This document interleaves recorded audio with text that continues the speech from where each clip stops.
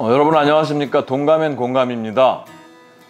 제 이전 영상들 중에 한자 교육의 필요성과 중국어 표기에 관한 영상을 많은 분들이 봐주셨어요. 감사드립니다. 그런데 그 이전 영상들에서 오해의 소지가 있는 내용들에 대해 질문들이 많았어요. 그에 대한 저의 생각과 또 추가해서 부연 설명할 부분이 있으면 그에 대해서 제가 말씀드리고자 합니다. 몇 가지 질문들을 제가 간추려 봤는데 그 질문들 위주로 질문에 제가 답변해 드리는 형식으로 한번 진행을 해 보겠습니다. 첫 번째, 중국을 흠모하는 사대주의 사상을 가지고 있는가? 이거 뭐 사대주의 사상이라는 얘기 듣기만 해도 좀 뭔가 이렇게 좀 오글거리네요. 이건 제 이전 영상을 주의 깊게 보지 않아서 그러신 거예요. 뭐 중국 옆에 있는 변방에 위치한 나라라던가 뭐 그들이 만든 한자라는 문자가 최고의 상징 체계라고 뭐 이렇게 말한 부분, 이런 부분들 때문에 오해가 있으신 것 같은데 저 중국 좋아하지 않습니다. 그 지독한 중화 사상, 그리고 매체가 이렇게 발전했는데도 불구하고 그들의 사회 체제 때문에 여전히 자기들만 생각하는 이런 여러 가지 정책들 봐도 이거 진정으로 좋아하기 쉽지 않은 나라예요. 중국인들, 그들의 선조들이 만들었던 한자라는 문자가 우리의 그 문화 생활에 엄청나게 중요한 역할을 한다는 게 제가 얘기하고 싶었던 포인트였던 겁니다. 우리말을 아주 풍성하게 하기 위해서 한자가 꼭 필요하거든요. 어떻게 들리실지는 모르겠는데 제가 중국에 좀 뭔가 연민을 느끼고 있긴 해요. 중국이란 나라에. 이 전 세계가 공업화와 산업화 시기를 뭐 너무 풍성하게 막 지나다가 막 서로들 탈피하려고 하는 참에 적절하게 중국이 등장하는 거예요. 그래서 전 세계의 공장이라고 불리면서 아주 많은 물건들을 양산했습니다. 이게 어떻게 양산이 된 거냐면 그들의 노동자들이 아주 헐값에 그들의 노동력을 팔면서 전 세계인이 사용하는 그 수많은 물건들을 만들어낸 거란 말이에요. 그 덕분에 전 세계가 그들이 만든 공산품을 아주 헐값에 마음대로 사용할 수 있는 이런 시기를 겪은 거예요. 물론 지금도 여전히 진행 중입니다. 우리들이 이렇게 편안한 생활을 하기 위해서 세계 어느 나라보다도 중국인들이 피와 땀을 흘렸던 거예요. 그게 뭐 이제는 뭐 인도, 베트남, 라오스 뭐 이런 나라로 옮겨지고 있는 거죠. 뭐 좀 복잡한 얘기긴 한데 고전주의 무역론 관점에서 보면 중국과 전 세계 모두에게 득이 되기는 한다는 거예요. 서로 뭐 무역을 한 거거든요. 하지만 그 무역으로 얻어지는 대가에 대한 그 차이가 너무나 극명하기 때문에 전 세계인이 중국에게 빚을 지고 있는 거예요. 이건 사실입니다. 그들의 고혈로 전 세계가 이 물질 만능주의 황금 시대를 경험한 거예요. 통신의 발달로 이제 그 시대도 저물고 있습니다. 중국의 노동자들도 점점 세계적으로 인정하는 이 노동의 가치를 이해하기 시작한 거예요. 자기들이 너무 헐값에 일했다는 걸 알았다는 얘기죠. 인건비가 대한민국의 거의 10분의 1 수준이었습니다. 그게 지금 거의 뭐 60%, 70%, 80%에 이를 정도로 인건비가 급성장을 했어요. 이건 생산품의 가격이 당연히 급속히 올라간다는 얘기잖아요. 그렇지만 이 중국인들이 그 이전에 그들의 고생을 충당할 만큼 이 노동에 대한 대가를 앞으로 얻을 수 있을지는 모르겠어요. 왜냐하면 여전히 세계의 공장 역할을 하고 있고 전 세계에서 많은 물건들을 필요로 하는데 이 중국인들이 그걸 계속 만들어야 된단 말이에요. 앞으로 그 높은 가격으로 구매를 할 수 있을지 모르겠다는 얘기입니다. 제가 말하는 중국에 대한 안쓰러움은 이런 종류의 안쓰러움을 얘기하는 겁니다. 두 번째 질문입니다. 영어가 거의 필요하지 않다는 건 무슨 말인가? 이런 글로벌 시대에. 이거는 그 영어 공부에 대해서 일반인들이 평균적으로 너무나 많은 비용과 시간을 할애한다, 이런 이야기를 하려고 했던 거예요. 물론 해외 유학을 가거나 뭐 국제 무대에서 비즈니스를 하는 분들이라면 당연히 충분히 열심히 공부해야죠, 영어를. 그런 분들의 영어를 공부를 말하는 게 아니고요. 우리 모든 국민들, 평범한 국민들, 우리 모든 아이들이 너무나 효율적이지 못한 방법으로 너무 많은 시간을 들여가면서 공부하는 것을 제가 경계하면서 한 얘기입니다. 이런 비효율을 극복할 방안을 제가 영어 학습법에 대한 영상에서 자세히 다뤘거든요. 받아쓰기에 대한 이야기인데 참고해 주시기 바라겠습니다. 자, 세 번째, 중국어를 배우는 것도 의미가 적은 일인가? 중국어에 대해서는 한때 중국이 21세기를 지배하게 되고 선도한다는 얘기가 많았단 말이에요. 그래서 중국어를 배워야 한다. 제2외국어로 언어를 선택하면 무조건 중국어를 배워야 된다는 얘기가 많이 있었어요. 물론 어느 정도 맞는 말입니다. 그 중국의 사이즈를 앞세운 규모의 경제, 그 사이즈에서는 맞는 얘기란 말이에요. 하지만 중국이 세계를 선도하리라는 그런 신호는 여전히 크게 감지되는 게 없어요. 생산 공장으로 역할을 여전히 하고 있단 말이죠. 아니, 오히려 우리 대한민국의 위상이 날로 높아져 가고 있잖아요. 필요에 따른 분들이 중국어를 공부하고 그들의 발음을 익히면 되지.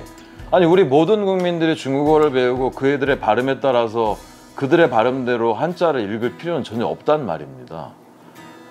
전 국민이 영어를 배워서 미국의 52번째 주로 편입해야 된다고 주장을 펼치던 분들도 있었단 말이에요.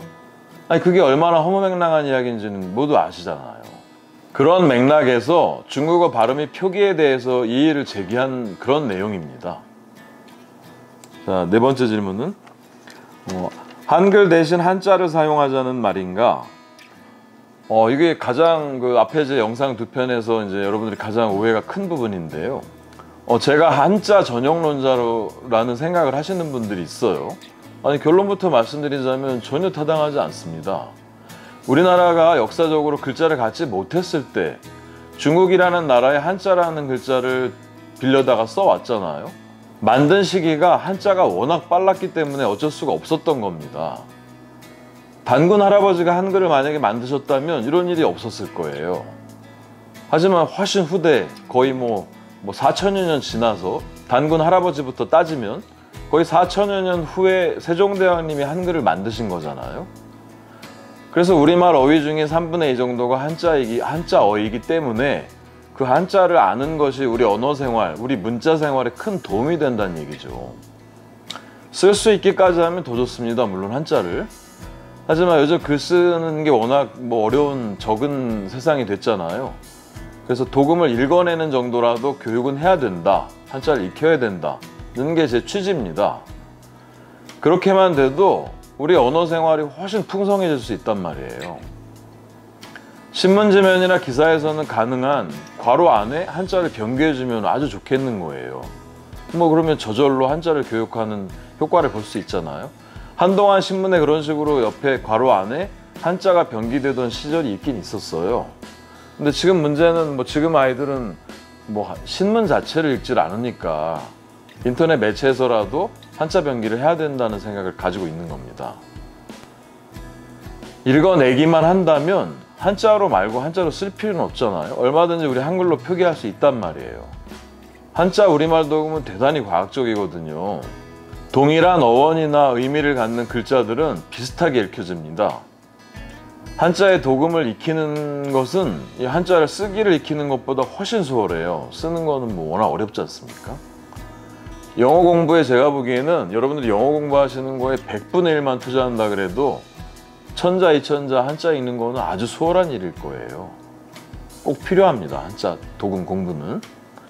다섯 번째, 중국은 정말로 한자를 포기한 것인가? 여기에 대해서는 제가 이전에 간략하게 좀 설명해 드리느냐고 중국이 간체자를 사용하면서 번체자, 원래 한자 모양을 그대로의 글자를 거의 포기하기에 이르렀다, 이렇게 말씀을 드렸었단 말이에요. 좀 더 설명이 필요한데, 중국 현대문학의 아버지라고 불리우는 아큐정전이라는 책을 쓴 노신이라는 분이 있습니다. 이분이 뭐라고 설파를 했냐면 한자 불멸, 중국 필망. 완전히 자극적인 문구예요. 한자를 버리지 않으면 중국이란 나라는 반드시 멸망할 것이다 라고까지 얘기하면서 한자의 폐지를 주장했었습니다. 하지만 그게 가능하지 않았죠.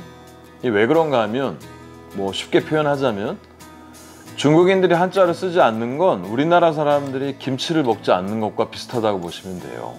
우리 김치 못 먹고 어떻게 살겠습니까? 절대 끊을 수가 없는 거예요, 중국이란 사람들이 한자를. 왜냐하면 그들의 수천 년간의 문화유산 전체가 한자로 되어 있단 말이에요. 그걸 어떻게 버리겠습니까? 그들이 못 버리는 건 너무 당연한 거예요. 단지 한자를 표기하는 데 있어서 더군다나 컴퓨터 보급되고 인터넷이 등장하고 스마트폰이 등장한 이래로 그 표기가 너무 어렵다는 문제를 갖게 된 거예요. 이 중국이라는 나라가. 한자라는 글자 때문에. 그래서 그들도 그 대안으로 주음부호라고 한자를 간략하게 적기 위한 뭐 체계를 만들었었단 말이에요. 말은 했었습니다. 이게 뭐냐면 로마자로 한자를 읽어요. 그리고 거기에 맞는 한자를 골라내서 기록할 수 있게, 타이핑할 수 있게 만든 방법이에요. 우리가 한자를 한 글자 한 글자 고정된 음과로 도금 체계를 가지고 있고 이걸 한글로 표기할 수 있다는 건 다시 한번 말씀드리지만 이건 완전 축복인 거예요. 신의 축복입니다. 제가 크리스찬이 아닌데도 신이 막 저절로 나온단 말이에요. 저 같은 경우는.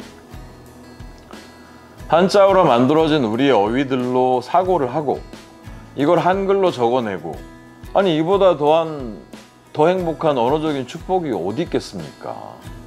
다른 나라 말을 그것도. 이건 정말 감사해야 될 일이고요. 우리의 선조들과 특히 세종대왕님께 우린 정말 감사드려야 됩니다. 여섯 번째는요. 우리 말고 같은 한자 문화권인 다른 나라들은 어떻게 하고 있나? 이런 질문이 있었는데요. 이 동남아시아에 우리나라를 비롯해서 뭐 분리되어 있는 대만, 북한도 마찬가지입니다. 북한, 베트남, 뭐 라오스, 필리핀 이런 모든 나라들이 중국의 영향을 받아서 한자어 문화권이었어요. 거의 다. 이 중에 제가 그 베트남의 사례를 들면 적절할 것 같아요. 베트남어에도 그들의 그 단어 어휘 중에 60% 정도가 한자어입니다. 하지만 20세기 초반에 서구 열강의 영향을 받아서 이 라틴어 문자를 기반으로 이 베트남이 생활을 하면서 한자를 거의 포기하게 된 거예요. 이들도. 지금은 베트남에서도 한자 교육을 부활시켜야 된다는 이런 뭐 지식인들의 주장이 있어요.